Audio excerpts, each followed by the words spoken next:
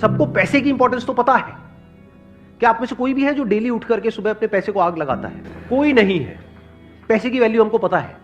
100 रुपए बचाने के लिए पता नहीं कितने धक्के खाते हैं, अपना कितना टाइम खराब कर देते हैं। पैसे की वैल्यू हम सबको पता है, वो किसी को भी सिखाने की जरूरत नहीं है। टाइम की वैल्यू हमको पता ही नहीं है। क्यों नहीं पता है? क्योंकि हमारी विजन बहुत ही शॉर्ट टर्म है। अगर विजन लॉन्ग टर्म हो जाए तो हम समझ सकते हैं कि एक्चुअल में हमारे लिए टाइम की क्या वैल्यू है। जैसे आज अगर आप स्टूडेंट हो, मान लो पढ़ाई कर रहे हो, तो आज एक्चुअल में अभी इस स्टेज में आपके लिए टाइम की क्या वैल्यू है? कुछ भी नहीं है।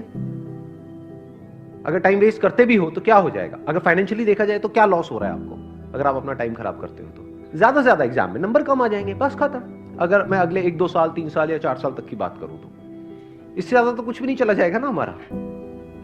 लेकिन अगर इसी विजन को हम लॉन्ग टर्म कर दें कि आज जो आप टाइम खराब कर रहे हो उसकी वजह से अगले 10 साल में या 20 साल में आपको कितने का नुकसान होने वाला है। 10 साल बाद आप में से कितने लोग हैं जो फाइनेंशियली अच्छा पैसा कमाना चाहते हैं? सारे ही चाहते हैं। अच्छे पैसे की डेफिनेशन क्या है आज के टाइम में? क्या 5,000 रुपए महीना अच्छा पैसा है?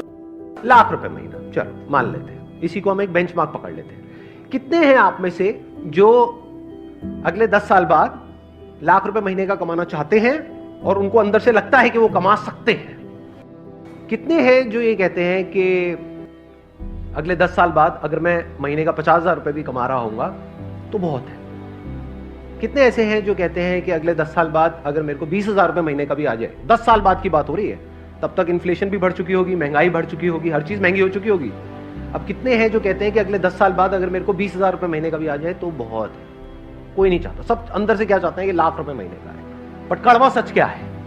बेस्ड अपॉन स्टैटिस्टिक्स कि हमें पता है कि कितने लोग कितना कमाते हैं, उसके बेस पे अगर हम एक सेग्रीगेशन करें कि इंडिया में कितने लोग हैं, किस किस तरह के हैं और कितना कितना कमाते हैं, कैसे कमाते हैं, तो एक रियलिटी क्या है यहां पर? अभी 90% लोगों ने अपने हाथ उठाए कि हम 1 लाख या उससे ज्यादा कमाना चाहते हैं और कमा सकते हैं, हम डिजर्व करते हैं। बट क्या एक्चुअल में 90% लोग 10 साल बाद लाख रुपए महीने का कमा रहे होंगे? रियलिटी क्या है कि यहां पर जितने लोग बैठे हैं उसमें से 90% ने अपने हाथ ऊपर करे थे कि वो 1 लाख रुपए कमा रहे होंगे। रियलिटी क्या है? 10 से 20% ऐसे लोग होंगे जिनका ये ड्रीम अचीव होगा, ड्रीम पूरा होगा, बाकियों का ये सपना ही रह जाएगा। जो डिजर्व करेगा वो आएगा। अब डिजर्विंग कैसे बनते हो आप? क्या एकदम से बन जाते हो, ओवरनाइट बन जाते हो कि रात को सोए और सुबह उठे एकदम से डिजर्विंग हो गए? ऐसा होता है? कैसे बनते हैं डिजर्विंग? कि अगले 10 साल में जो आप करने वाले हो वो डिसाइड करेगा कि आप डिजर्विंग हो या नहीं। क्या करने वाले हो मतलब अपने टाइम को कैसे यूज करने वाले हो। कि अगले 10 साल में आप अपना जो टाइम है, जो लिमिटेड है आपके पास में, जो 10 साल है, ये एक तरीके से क्या हुआ, जैसे बिजनेस करते हैं तो एक अमाउंट होती है, एक कैपिटल होता है जिससे हम बिजनेस को शुरू करते हैं, तो एक कैपिटल हो गया। इसको कैसे इन्वेस्ट करते हो, कहां इन्वेस्ट करते हो? स्मार्टली करते हो, वाइजली करते हो, या बेवकूफों की तरह करते हो, या इसको वेस्ट करते हो? समझना ध्यान से, ऐसे बिजनेस में नहीं होता कि जो कैपिटल है उसको अगर ढंग से समझदारी से इन्वेस्ट किया जाए, प्रॉपर ब्रेक डाउन करके कि इतना पैसा इसमें लगाना है, इतना प्रोडक्ट में लगाना है, इतना मार्केटिंग में लगाना है, इतना डिस्ट्रीब्यूशन में लगाना है।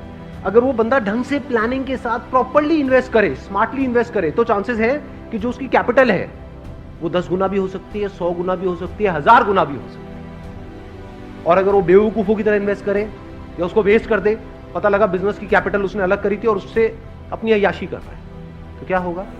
0।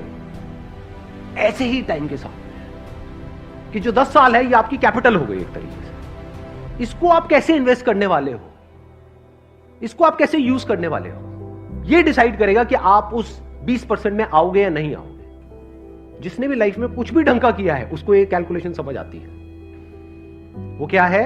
उसके लिए टाइम की वैल्यू पैसे की वैल्यू से बहुत ज्यादा है। क्योंकि अगर पैसा चला भी जाता है तो टाइम से आप वापस से पैसे को अर्न कर सकते हो, लेकिन अगर टाइम चला गया तो कितना भी पैसा खर्च कर लो, जो टाइम गया सो गया, वो वापस नहीं आने वाला।